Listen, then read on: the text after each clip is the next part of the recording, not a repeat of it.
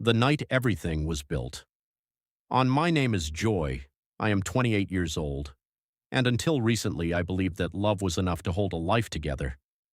I believed it the way you believe in something you have never had reason to question, not blindly, but completely.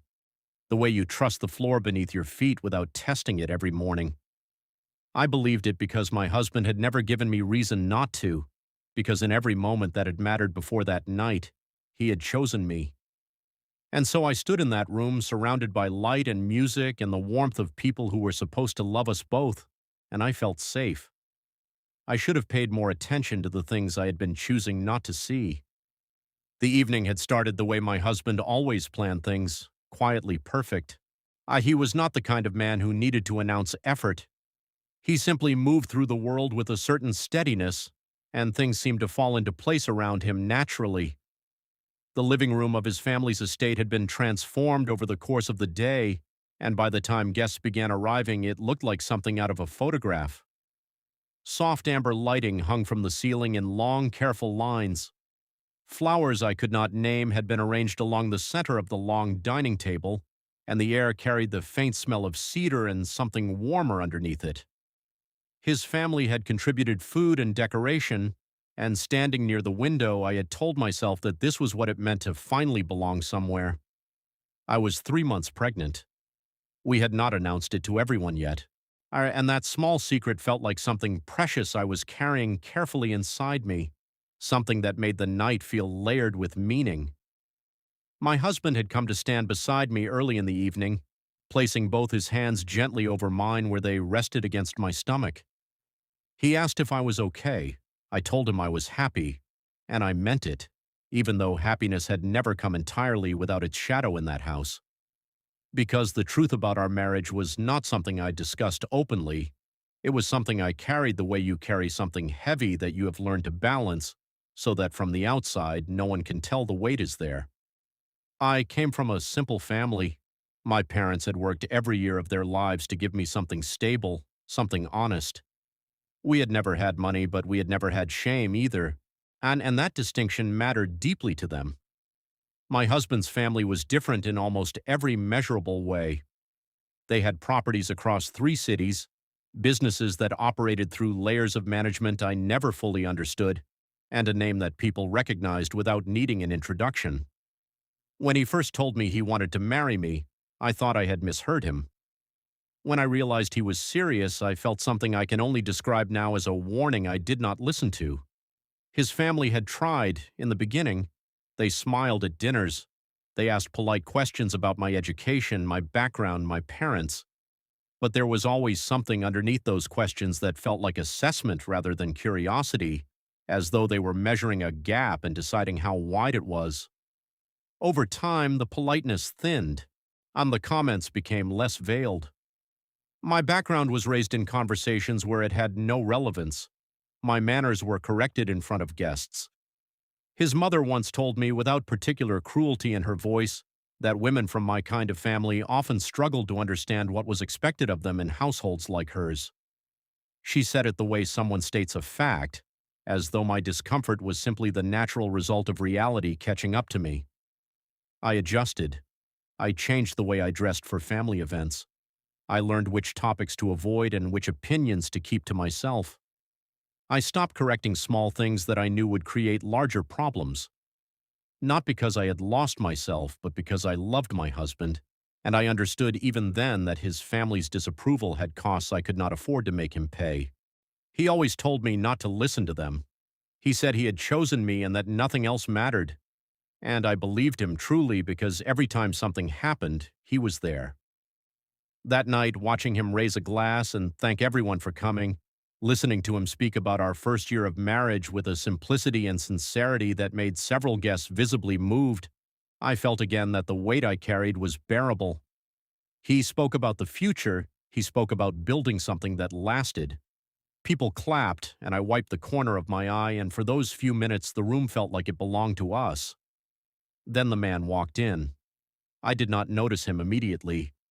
The room was full, and people moved through it constantly, so one more figure near the doorway did not register as unusual. But something shifted in the air before I consciously identified what it was. A change in the quality of the silence around certain guests. A slow reorientation of attention toward the center of the room where a man I had never seen before had stopped walking and turned to face me directly. He was not loud. He did not need to be. The way he moved and the way he held himself made the room quiet around him before he had said a single word. His eyes found mine and stayed there, and something about the steadiness of his gaze made my pulse respond before my mind had formed a single coherent thought about who he was or why he was there. He said he was sorry to interrupt. He said that everyone in the room deserved to know the truth. And then, without hesitation, without flinching, he pointed at me and said that the child I was carrying belonged to him. The silence that followed was the kind that has texture to it. People stopped mid-gesture, glasses held halfway to mouths, conversations broken off at the syllable. For a second, the room seemed to hold its breath collectively, as though everyone was waiting to understand whether what they had just heard was real.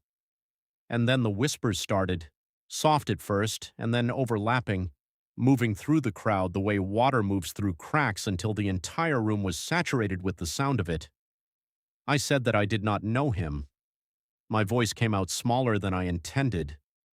My hands were shaking, and I was aware, distantly, of my own heartbeat in a way that felt strange and too loud. He did not step back. He pulled a file from the bag he was carrying and handed it to one of my husband's relatives nearby.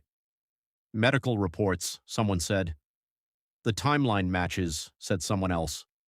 And then, as though the file had not been enough, he took out his phone and began showing photographs.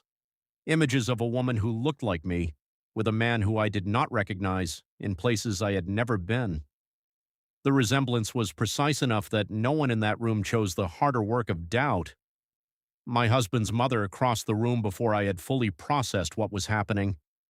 The sound of her hand against my face arrived before the pain did, and for a moment I simply stood there, turned to one side, with the echo of it filling my ears.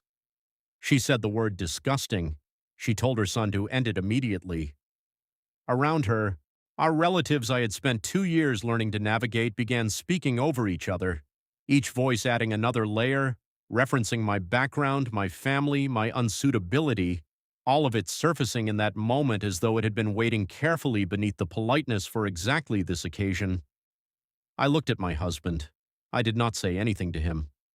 There was nothing I could say that would have been heard in that room over the noise of everything else, and somewhere underneath the fear I understood that the only thing that mattered now was what he chose to do.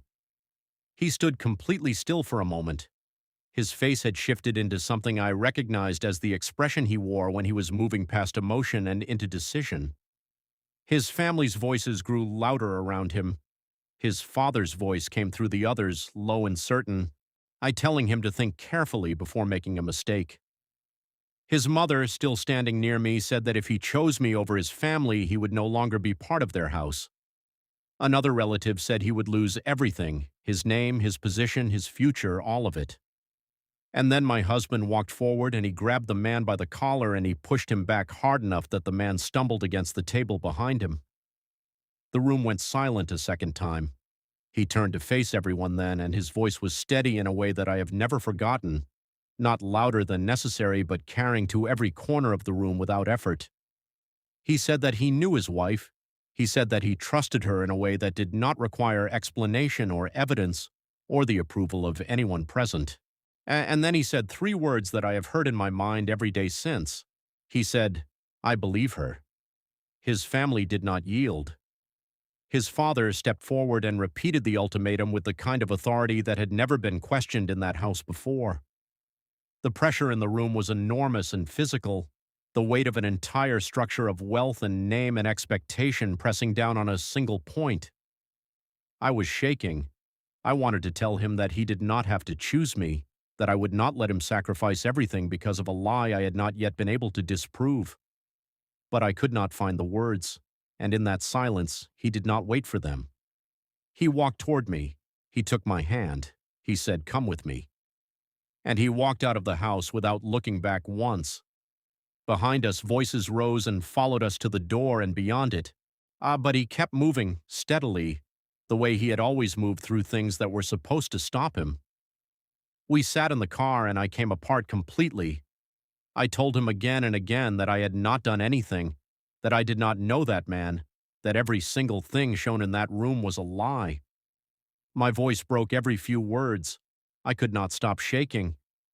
He waited for me to finish, and then he said quietly that he knew, that he trusted me, that no stranger walking into his home with a file and a story would ever carry more weight with him than the 2 years he had spent learning who I was. And then he said something else. He said that it was not over. He said that the man had lied, and he needed to understand why. He did not sleep well in the days that followed. He barely slept at all.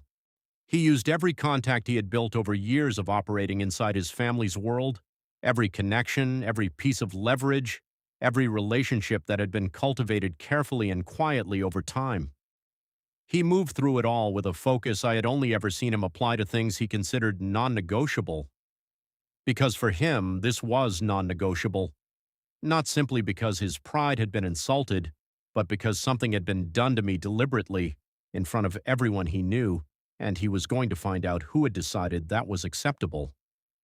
The man was not easy to reach.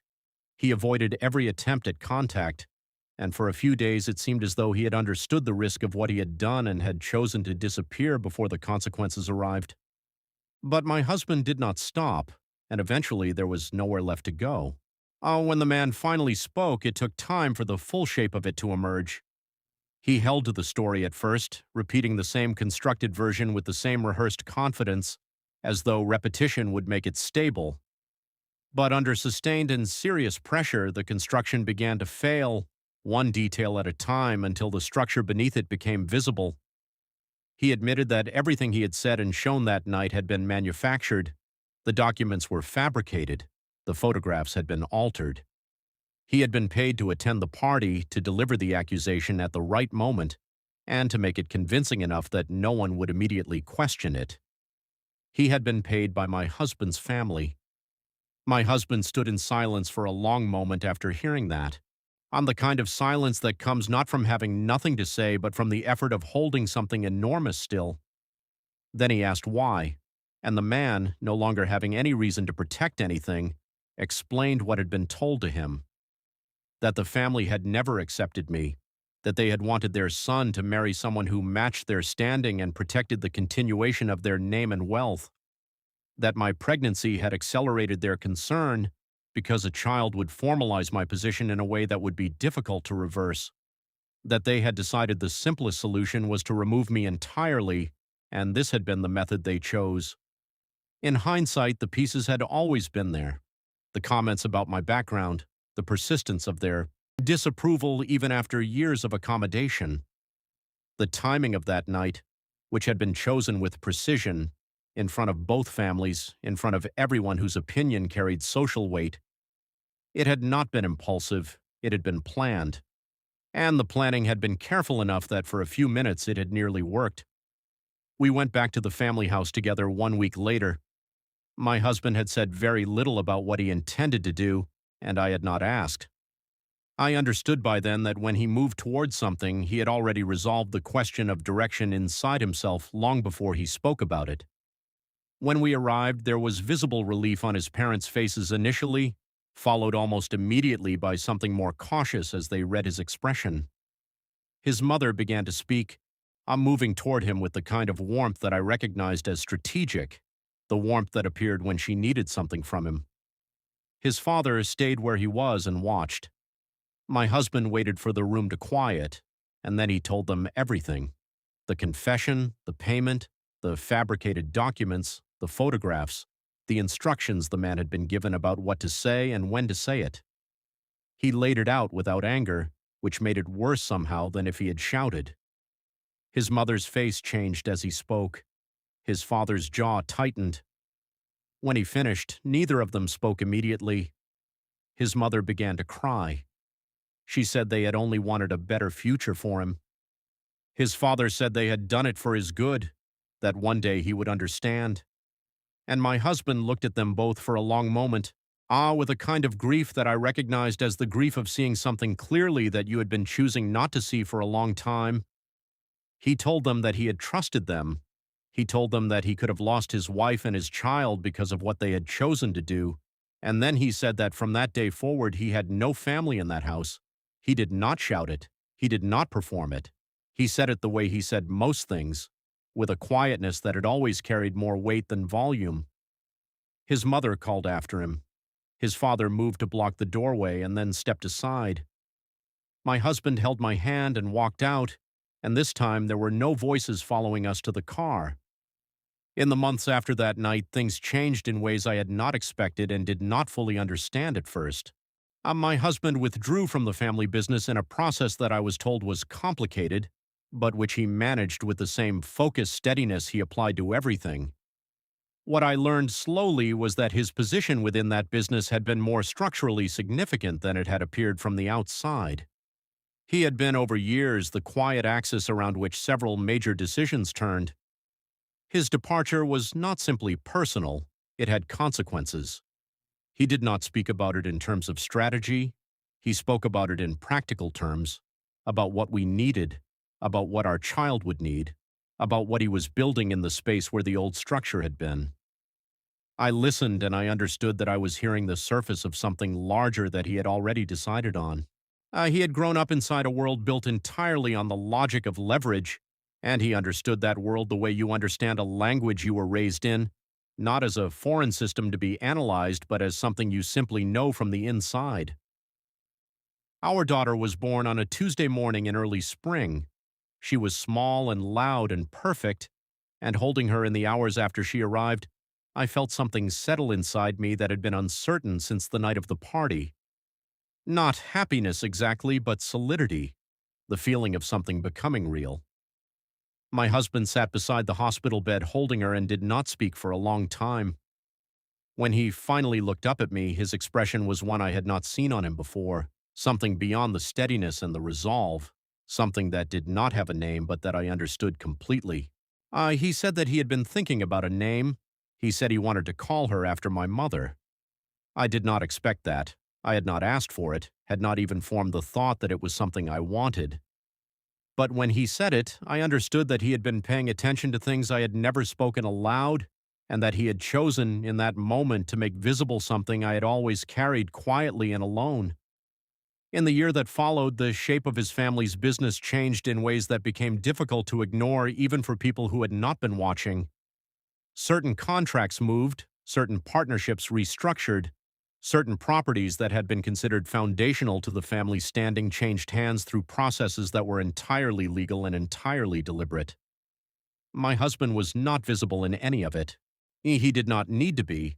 Visibility had never been his method. His father called twice. My husband did not return either call. His mother sent a letter. I do not know what it said because he did not share it with me and I did not ask. What I know is this. The night that was supposed to be our end became instead the precise moment when everything was revealed for what it had always been. The power that his family had held was not absolute. It was dependent, as all power is, on the continued cooperation of the people it was built on. And when that cooperation ended, the structure it had supported became something different entirely. I think about the man who walked into that room sometimes. I think about the file he carried and the photographs he showed, and the confidence with which he delivered something that had been constructed, piece by piece, to destroy me. I think about how close it came, how a room full of people looked at fabricated evidence and chose to believe it because believing it was easier than questioning the version of me they had already decided on. And I think about my husband standing in that room, in the middle of the noise and the pressure and the accumulated weight of everything his family represented, and choosing not the version of events that was easier but the one that was true. He did not do it because of what I deserved. He did not do it as a gesture or a statement or a sacrifice. He did it because he had already decided, somewhere quietly and long before that night, what kind of man he was going to be. The moment was simply the one where it became visible. Our daughter is 14 months old now. She walks holding on to things, are testing the edges of her balance with an expression of intense concentration that I recognize as her father's. She has his eyes, and I am told my stubbornness, which I choose to take as a compliment. We live simply compared to what his life once looked like. I am not sure he experiences it as a reduction. He seems, if anything, more settled than he was before, as though the removal of a particular kind of weight has allowed him to stand differently. He works. He thinks. He comes home in the evenings and holds our daughter and asks about my day with genuine interest. The steadiness I fell in love with has not changed. If anything, it has become more legible to me now that it no longer has to operate inside a structure designed to obscure it.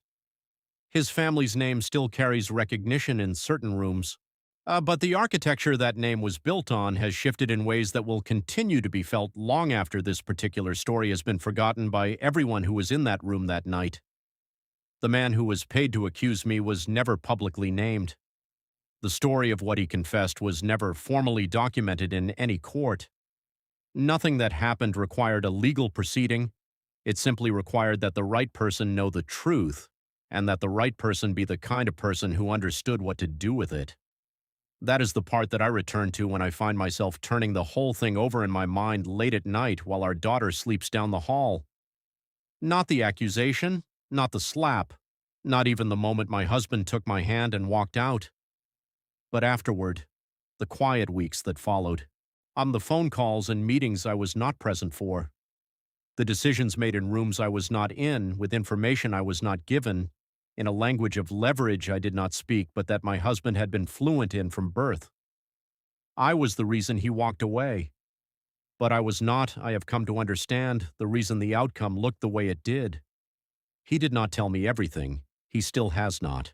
I have not asked him to. There are things a person does that belong entirely to them, and I have learned to recognize the edges of that territory by the way he goes quiet when certain subjects approach it. What I know is that we are here, that our daughter is here, that the people who built something designed to remove me from this life are living now inside the consequences of having tried.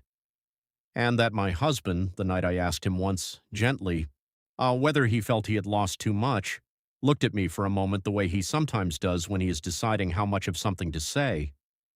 Then he said simply, "I didn't lose anything that was mine."